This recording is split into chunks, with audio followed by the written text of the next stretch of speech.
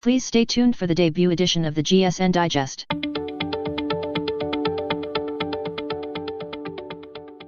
Welcome to the GSN Digest, a short program of various features. The show starts now.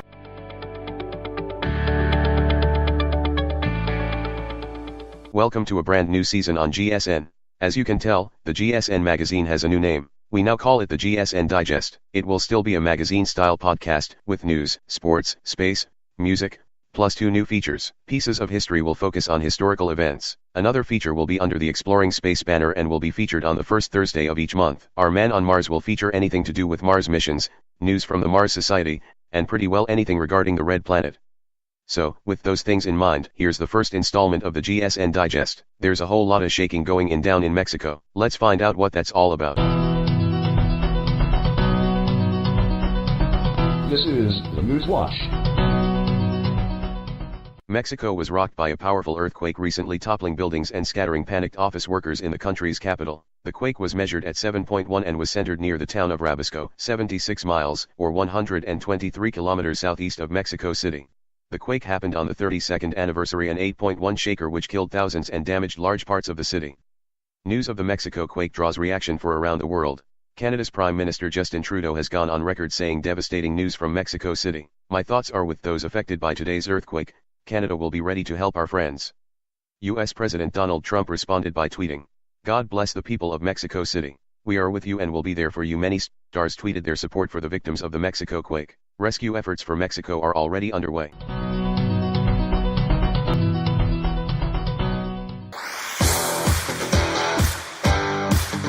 This is Speaking Sports, a weekly sports feature. Now that summer is over, it's time to gear up for another hockey season. The CHL, the Canadian Junior Hockey League, will be celebrating its centennial year with a host of special events, including the 100th Memorial Cup, which will be played in Regina. The Pats are the oldest junior hockey teams in the country. The Memorial Cup itself will be traveling across the country to mark the anniversary. It is named the Memorial Cup to honor the memory of those who lost their lives in World War I. The junior hockey season kicked off recently and will culminate with the Memorial Cup from May 17 to 27. The Canada-Russia Junior Series, the NHL Prospects Game, the Memorial Cup in Regina, and other events will make the junior hockey season something special.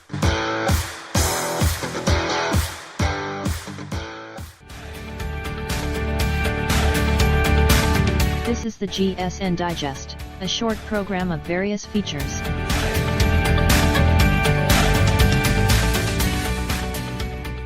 The juniors are back again. That's good because I was sick and tired of hearing about the Blue Jays all the time. Recently, NASA ended one of its missions. Let's get a listen to that.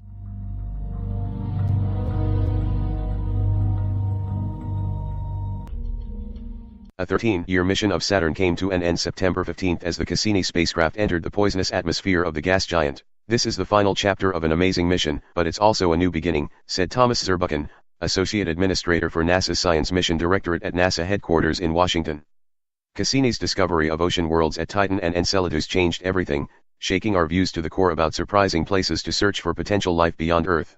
The Cassini mission began in 2004 and for the past 6 years circled the planet, taking measurements and studying everything they could about the 6th planet in our solar system. In its final plunge into Saturn's atmosphere, the spacecraft went with its thrusters gong and dove into the gaseous mixture, and the final images were received from NASA's Deep Space Network Antenna Complex in Canberra, Australia. Actually, the journey to Saturn began in 1997 and the craft reached Saturn in 2004. For the next 13 years Cassini made several orbits and flyby of Saturn's system of moons, flew through the planet's rings and came close to the planet itself before plunging into its atmosphere. The 20-year Cassini project yielded a wealth of data which will become the basis for future study and missions. One interesting footnote: on the first Thursday of each month, Exploring Space will be host to a new feature called Our Man on Mars. The main focus will be on the subject of Mars. Science is learning a lot about the Red Planet and we like to share what we learn about what those in the know find out. We'll have news about missions, studies, and anything to do with Mars. So starting October 5th, we'll share with you what we learn about what's going on with Mars. People are fascinated about the Red Planet and so are we.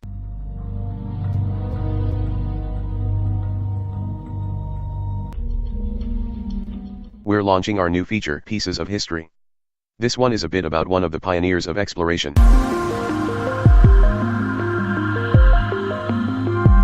This is Pieces of History, looking back at the past.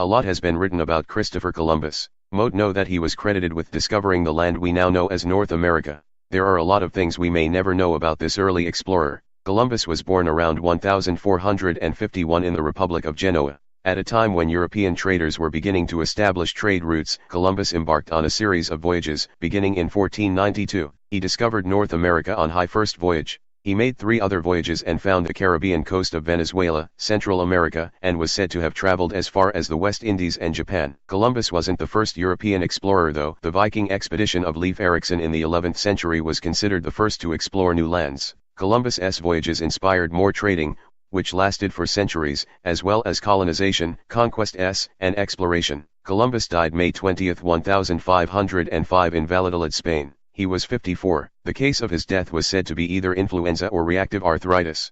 Much of his final years was spent bedridden due to various infections. Some of the medical texts of the time suggested that he contracting some form of sexually transmitted diseases like gonorrhea. His remains were moved around several times. His final resting place is said to be the cathedral in Seville, Spain. Although Christopher Columbus was known as the discoverer of the New World, he was also accused of being a tyrant and bully and man who tortured and mutilated some of his shipmates. He perhaps abused some of the powers he was given by the Spanish crown. Despite the accusations, his place in history will always be as the pioneers of exploration of the New World.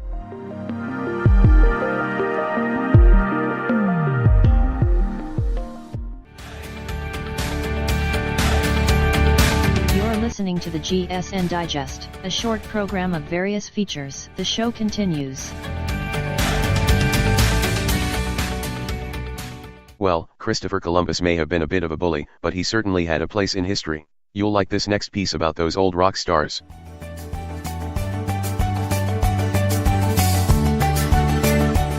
This is Notations, a music feature. So Led Zeppelin returned to the stage for One Night Only in 2002. Why? They done it all and during their heyday, recorded perhaps one of the greatest songs of all time, Stairway to Heaven. Not only Zeppelin, but other older bands are crawling out of their retirement homes to play their classic song again for their loyal fans, and younger ones nearly 1/3 the band's age. Cream also performed in the past to do one last concert, and Eric Clapton has gone on record to say he wants to perform with some of his former Yardbirds members, and members of some of his other former bands before he calls it a career. In Clapton's case, who could blame him, because it sounds like a for old time's sake kind of thing. He's probably one of the greatest living guitarists of all time, besides Keith Richards and Jimmy Page. Anyone between the ages of 30 and 60 would kill to see these legends perform live. Even if the rocker is getting a little long in the beard, like some of those guys from ZZ Top, they can still play a mean guitar. As for many other aging rockers, the main reason they're still performing has everything to do with money. Why else would they feel compelled to get up in front of thousands of screaming fans, many of whom weren't even born when the rocker was in his or her prime? Money, that's why. Another reason is the great high of rock stardom. The lights, the excitement of the crowds, the volume of the music, and the aroma in the stadiums will do that to them. Sure, they miss those things, but the fear inside of them is that it might not be as it once was. And you know what? It won't. Times have changed, most of their once loyal fans have moved on and settled down. Their kids are now listening to a whole new kind of music, and the whole rock scene is different. Many of these old rockers will find out that they can't duck walk across the stage or scream as they once could, and many will come to realize that yes, it's really over for good. When Zeppelin took to the stage some years back, the curious found out if they remained true to their music or if time really did pass them by. Rock and roll as we knew it has a lifespan. It might have been stretched a little longer, but one day, the lights will go dim and the crowds will thin out. The great guitarists and aging singers will have to stop their music, go home, and let the younger ones take the stage. Group of Dashes, tune in next time for another edition of Notations. Boy, they sure love their music, don't they? Well, we love this kind of work, but we'll have to call it quits for this week and get ready for next week's podcast, so take care and we'll do it again next week.